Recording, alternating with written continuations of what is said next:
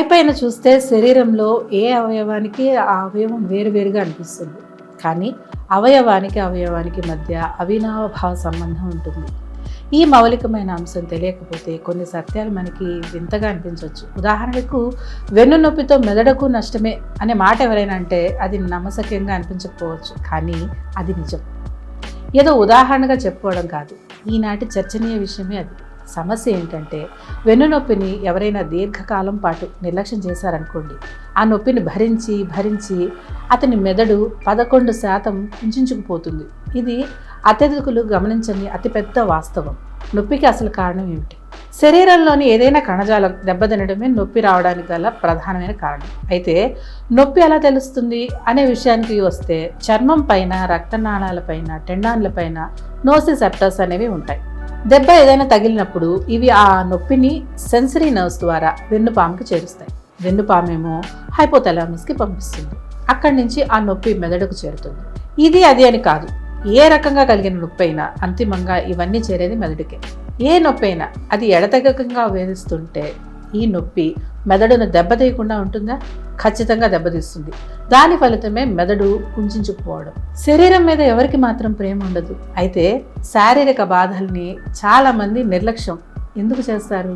అందుకు కారణం జీవిత సమస్యలే. నిరంతరం జీవిత సమస్యల్లో సతమతమైపోయే వాళ్లే ఇలా శారీరక సమస్యల్ని నిర్లక్ష్యం చేస్తూ ఉంటారు.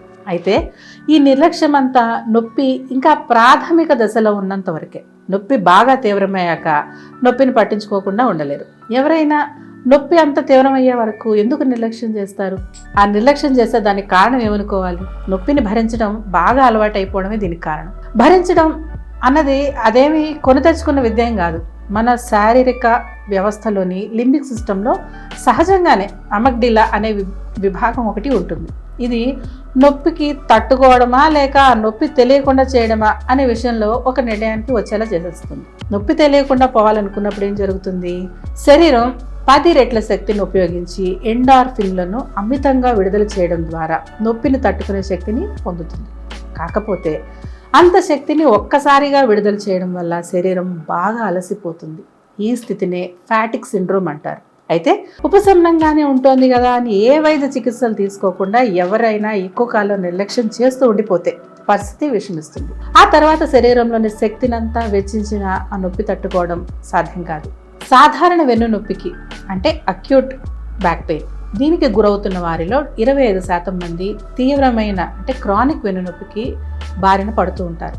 ఏమైనా వెన్నునొప్పి పట్ల ఉన్న నిర్లక్ష్య ధోరణి అలాగే కొనసాగితే ఒక దశలో ఇది శారీరక సమస్య, మానసిక సమస్య అర్థం కాకుండా పోతుంది. నిద్రలేమి, దిగులు, ఆందోళన, డిప్రెషన్ వంటి మానసిక సమస్యలు తలెత్తడమే ఇందుకు కారణం. క్రమంగా ఇది లైంగిక సమస్యలకు కూడా దారి తీస్తే అది ఇంకా చాలా ప్రమాదకరంగా ఉంటుంది. అన్నిటికంటే మించి దీర్ఘకాలికంగా నొప్పిని భరిస్తూ ఉండడం వల్ల మెదడు 11% కుంచుకుపోతుంది. ఇలాంటి పరిణామాలకు ఏమాత్రం తావివ్వకుండా ఉండాలంటే నరాల వ్యవస్థ దెబ్బతినక ముందే ఆయుర్వేద వైద్య చికిత్సలు తీసుకోవాలి. కనీసం నొప్పి క్రానిక్గా మారిన వెంటనే అయినా చికిత్సలు తీసుకోవాలి. ఎవరైనా వెన్నునొప్పి క్రానిక్గా మారిన తర్వాత కూడా నిర్లక్ష్యం చేస్తే ఆ నష్టం జీవిత కాలం అంతా వేధించే ప్రమాదం ఉంది. ఇతర వైద్య విధానాల్లో చాలా కాలం పాటు వైద్య చికిత్సలు తీసుకొని అప్పటికి కూడా ఫలితాలు కనిపించినప్పుడు కొందరు ఈ సమస్య ఇక ఎప్పటికీ పోదని అనుకుంటారు. అయితే ఆయుర్వేదంలో ఈ సమస్య ఖచ్చితంగా నయం అవుతుంది. ఎందుకంటే ఈ వైద్య విధానం చాలా విస్తృతమైనది. ఆయుర్వేద వైద్యం కేవలం కండరాలు, లిగమెంట్లు, టెండాన్లు, కీళ్లు, నరాలు, వెన్నెముక, డిస్కులు వీటికి మాత్రమే పరిమితం కాకుండా ఇది శరీరంలోని మస్కులోస్కెలిటల్ నర్వస్ సిస్టమ్కు వైద్యం అందిస్తుంది. నొప్పిని తగ్గించడానికే పరిమితం కాకుండా శరీరంలోని నొప్పి సంబంధిత వ్యవస్థనే చక్కపరుస్తుంది. అసలు విషయం ఏంటంటే వాతాన్ని సమతుల్య స్థితికి తెచ్చి శరీర వ్యవస్థను అద్భుతమైన జీవశక్తితో నింపుతుంది.